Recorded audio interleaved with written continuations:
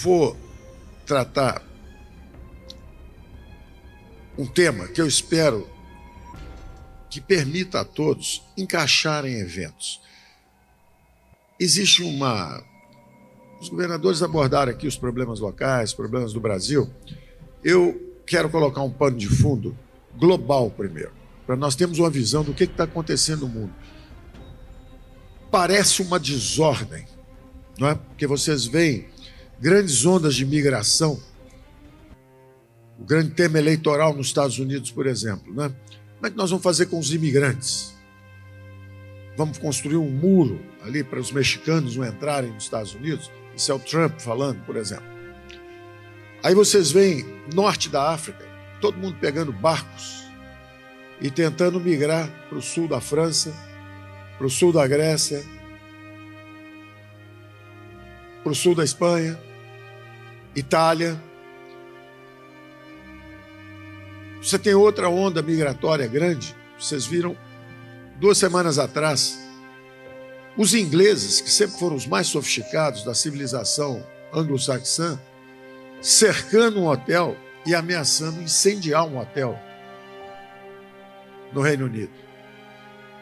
Ao mesmo tempo você tem a guerra da Ucrânia, você tem o Hezbollah e o Hamas com Israel, você tem o Maduro aqui, falando sobre o avanço no petróleo da Guiana, e parece que o mundo enlouqueceu e que vai ter uma guerra mundial em mais 3 ou 4 meses. É uma percepção geral. Eu quero colocar um pano de fundo para vocês entenderem que são como um mosaico. Tudo isso se encaixa num pano de fundo bem mais amplo. Eu esperaria que ao final da nossa conversa vocês encaixassem, conseguissem encaixar e tivesse um clique, uma percepção geral do que está acontecendo. Eu considero isso realmente importante, porque no final vocês vão ver que o Brasil pode navegar através dessa crise ou pode continuar como Atlântida, o continente perdido, que foi o que aconteceu com o Brasil, a Argentina, mas não vai acontecer isso não. E eu estou falando como analista, não estou falando como um ministro, eu não estou falando como um eleitor, eu estou falando como um analista.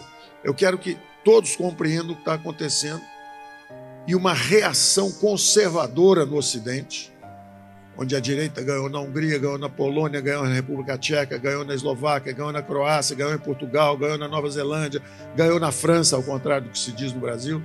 No Brasil se diz, não, a esquerda ganhou na França. Não. Quem sabe somar, sabe que eram 80 congressistas e depois da eleição tinha 140. É quase 50% de aumento. Então a direita avançou. Ah, mas não avançou tanto quanto avançou no Parlamento Europeu. Claro, porque o francês, quando vota num representante no Parlamento Europeu, ele vota na direita, ele vota em alguém que vai defender a França lá, os conservadores, contra os imigrantes, etc. Só que quando ele vota dentro da França, ele gosta de se aposentar aos 18 anos, ele quer o 18º salário, ele quer as coisas que o Estado da Previdência Social pode fornecer. Mas a verdade é que a direita está subindo no mundo inteiro, é uma reação conservadora, e eu queria que vocês entendessem isso, porque senão fica parecendo assim, de repente aparece um Milei, ganha a eleição, todo mundo, poxa, o professor cabeludo ganhou a eleição.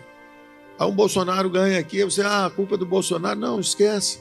Você não consegue reprimir um fenômeno que tem 60, 70 milhões de eleitores. Está acontecendo um fenômeno. Ou você entende o fenômeno, ou você vai ficar numa guerra permanente. O Brasil vai entrar numa guerra civil, porque não estão entendendo o que está acontecendo. Nós temos que focar nos problemas. Os problemas, por exemplo, foram analisados aqui quando um Caiado fala o seguinte, ó, a segurança, qual é o maior bem que um ser humano tem? A própria vida. Está todo mundo seguro quanto à vida no Brasil? Quantos são os assassinatos por ano? Por que o Bukele ganhou em El Salvador? Por que acabou direita e esquerda em El Salvador? Acabou tudo. Tirou os bandidos toda a rua, prendeu todo mundo, acabou. Negócio de direita, esquerda. Quem está em crise não é a economia de mercado, não é o capitalismo. Quem está em crise é a democracia ocidental. É importante entender isso. A classe política tem que entender isso. Então eu vou tentar colocar um pano de fundo para vocês encaixarem isso. Por que está essa confusão política? Porque se fosse só no Brasil, você fala, bom, a confusão política no Brasil. Não, vocês estão vendo na França, vocês estão vendo nos Estados Unidos, vocês estão vendo na Itália. O que o Bukele tem em comum com a Meloni? A Meloni está contra a migração e está a favor de lei e ordem, é uma reação conservadora contra a criminalidade, contra o descaso, contra a imigração em massa. O que o Trump diz? Vou tirar os imigrantes ilegais. Então, eu quero que vocês entendam esse fenômeno. E é relativamente simples de entender. Nós estamos no episódio final de um longo ciclo de crescimento que começou no pós-guerra. E eu vou chamar, por falta de um nome mais complexo, até por simplicidade, eu vou chamar da paz americana. Pax Americana. Foi simplesmente o seguinte, pela primeira vez na história da humanidade, teve uma guerra mundial, quando acabou, em vez de ser uma guerra de espólio, em vez de condenar reparações, porque tinha dado errado. Na Primeira Guerra Mundial, quando acabou, botaram as reparações sobre os alemães, eles preferiram fazer uma segunda guerra do que ter que pagar as reparações. Quem disse isso, inclusive, foi um economista famoso, foi o Keynes, que previu uma continuação dos problemas globais, exatamente porque não houve essa percepção. E vocês vão ver que guerra da Ucrânia, Hamas, Hezbollah, são episódios dentro dessa grande configuração. Então vamos ver essa grande configuração. É relativamente simples de entender. Acabou a Segunda Guerra Mundial, os americanos lançam o Plano Marshall e reconstroem os aliados. França, Inglaterra são reconstruídos rapidamente com 100 bilhões de dólares ao longo de 10 anos. Quem é o maior inimigo dos americanos naquela época? A Alemanha, não é? Foi derrotada a Alemanha de Hitler. 10 anos depois, 15 anos depois, e quem fez isso foram os liberal-democratas. O caminho da prosperidade, que é uma expressão que eu gosto de usar, um grande liberal alemão, Ludwig Erhard, ele liberalizou. Nós falamos em lei de liberdade econômica, em abertura de economia, em facilitar investimentos internacionais. Isso foi o que o Erhard fez com a Alemanha, imediatamente no pós-guerra. E a Alemanha, de país destruído, aniquilado, virou a segunda maior potência econômica do mundo, rapidamente. Logo depois, eles reconstruíram o Japão. Também foram os liberal-democratas. O Japão virou a terceira economia mais forte do mundo, 15, 17, 18 anos depois. Ou seja, foi uma história de inclusão econômica no capitalismo global. Foi a globalização.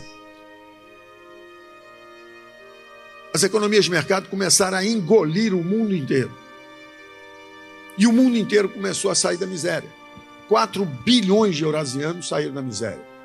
As vítimas do socialismo como doutrina econômica. A China de Mao Tse-tung era miserável, faminta, pobre, ignorante. Os americanos, depois de reconstruírem o Ocidente, estendem a mão para a China, tornam a China nação mais favorecida. E ela começa a penetrar nos mercados americanos primeiro. 700 milhões de chineses saem do interior da China, onde eles acordavam, caminhavam no campo de arroz com o pé úmido, comiam arroz e iam dormir de novo, no escuro. 700 milhões de chineses saem do interior da China, vão para a costa, as zonas de exportação. O Espírito Santo tem agora 2 aqui.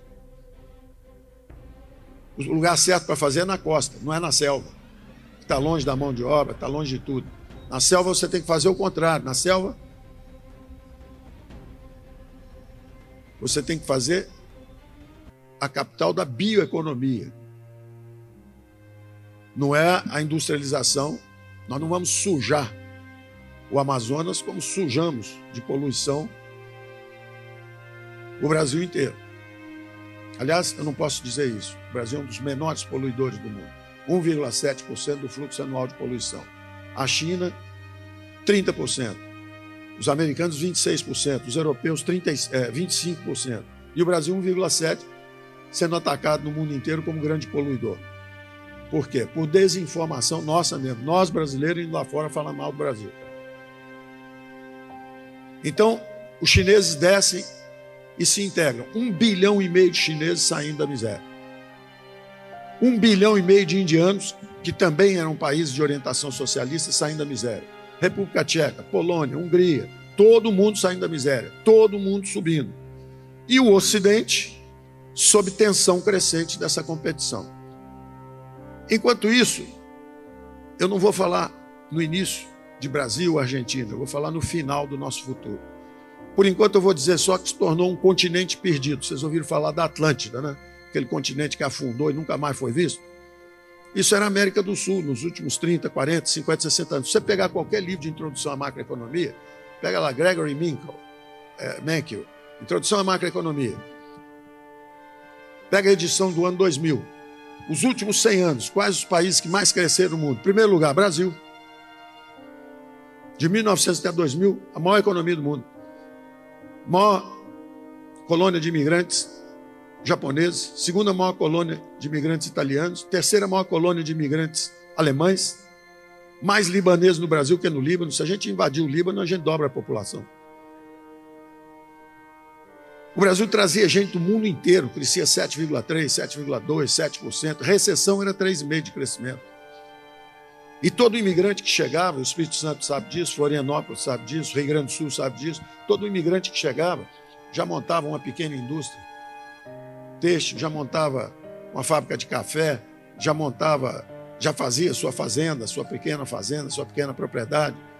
Então, o Brasil, quando não tinha Ministério de Planejamento, crescia muito mais do que todo mundo que tinha planejamento. Depois criou o Ministério de Planejamento, começou a ter hiperinflação, moratória externa, crescimento baixo, corrupção, estagnação econômica. Tem algo errado no modelo econômico brasileiro. E não é no Brasil.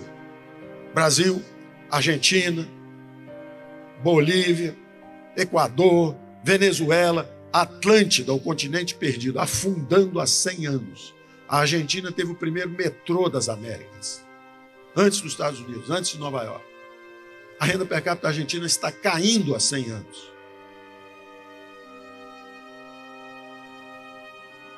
O último é o socialismo bolivariano do século XXI, que conseguiu tornar o país miserável também em 25 anos. O penúltimo foi a Argentina, que botou 40% da população na miséria. Também com os mesmos males, hiperinflação, estagnação, corrupção na política.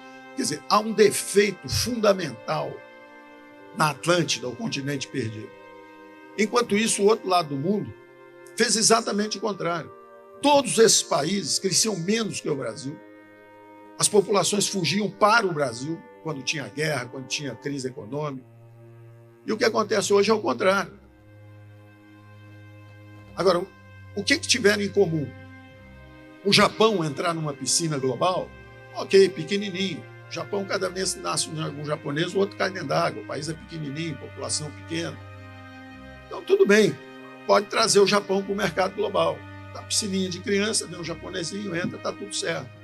Aí a Coreia vê, gosta, quer entrar na piscina também. Pode vir, entra mais um.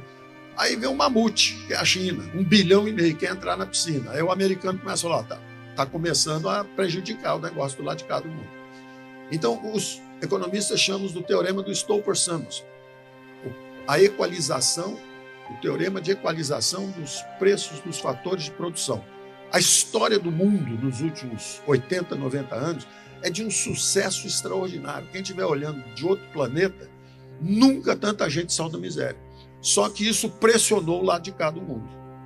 Quer dizer, 1,5 bilhão de chineses entraram na piscina dos mercados globais. Então, esse papo de que o socialismo como doutrina econômica, fome, miséria, caminho da pobreza. Esse é o fato econômico. O resto é papo. As economias de mercado tiraram o mundo da miséria. E estão fazendo isso há milênios. Primeiro era os fenícios, volta mais. Primeiro era os sumérios. Se você pegar o Código de Hammurabi, tem lá dados básicos de propriedade privada. Ovelhas, cabritos, camelos, quem tem tanto. Se você pegar os libaneses, hoje, na época eram os fenícios, rodava aquele Oriente Médio todo, rodava aquele Mediterrâneo todo lá. Foi a primeira grande globalização. É uma história de inclusão, é um algoritmo de cooperação humana. É incontornável, é irreversível. Da mesma forma, nós aprendemos a nos comunicar, caiu um raio um dia, alguém fez assim, e todo mundo começou a chamar aquilo de raio, e virou uma linguagem. Um dia um sujeito ofereceu uma pele de cabrito para o outro disse que não, pediu duas, e aí eles fizeram a primeira troca voluntária. Isso está acontecendo há milênios. O primeiro banco foi na Babilônia. Todos esses impérios subiram e desceram em cima de comércio. Todos. Atenas era cosmopolita. Perdeu a guerra para Esparta, que era militarista. O mundo retrocedeu. Então, a história da humanidade é uma história de progresso, ascensão, queda. O Império Romano, direito constitucionário inglês. Nós fomos evoluindo para dois grandes algoritmos, democracia e mercado, democracia e mercado. E aí você entende o que acontece agora, o que está acontecendo. Depois desse longo ciclo de globalização, que foi a reconstrução do mundo no pós-guerra, e praticamente engoliu o mundo inteiro nessa grande engrenagem. Você hoje traz um tênis Nike do Vietnã, trazia, porque isso vai acabar. Vai ter uma grande reconfiguração das cadeias produtivas. Esse ciclo acabou. O mundo está entrando numa outra fase super complexa. Houve uma festa, um baile funk, foi até 2, 3 da manhã. O mundo inteiro participou dessa festa por 60, 70, 80 anos. E o Brasil estava na clínica de recuperação, junto com os hermanos argentinos, venezuelanos, está todo mundo na clínica de recuperação. Quando nós voltamos da clínica de recuperação, que é agora, são 4 horas da manhã, está todo mundo bêbado, começou um tiroteio no baile funk, a polícia chegou e está prendendo todo mundo. Essa é a situação atual do mundo.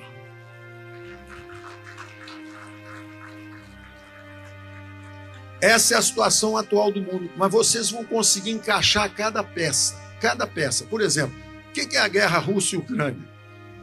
Quem foi o grande perdedor dessa grande ordem econômica global que se formou, que enriqueceu o mundo inteiro?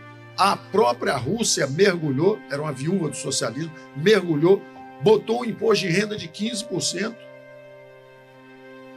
E o Gerard Depardieu, milionário ator francês, foi morar na Rússia, se naturalizou russo. Quer dizer, então a Rússia acaba com o papinho de socialismo como doutrina econômica. A Rússia mergulhou no capitalismo de Estado. A China mergulhou no capitalismo de Estado. É um país inovador, é um país competitivo. Peguem o livro, publicado por um prêmio Nobel de Economia, Ronald Coase, Como a China se tornou capitalista. São duas Chinas, uma China implodindo devagar, símbolo Pequim, constrói uma cidade inteira, a cidade fica vazia, tem mato, cachorro andando para um lado para o outro, uma opção de empresa estatal dando prejuízo, setor bancário quebrado. E tem a outra China, dinâmica, tecnológica, fazendo portos no mundo inteiro, infraestrutura de comunicação, rota da seda. Essa é a China que cresceu e o símbolo é Xangai, subiu. E o saldo era altamente positivo. Baile funk, 4 horas da manhã, tiro para todo lado, a China está parando também, os investimentos estão caindo. A China não é essa maravilha, você só não escuta o som, porque se reclamar muito, o sujeito desaparece. Então, o que está em crise não é a economia de mercado. Foi o grande vencedor do último século, foi o capitalismo, que integrou o mundo inteiro e que tem um tênis Nike feito em Vietnã, que a química de materiais é desenhada na Alemanha, o design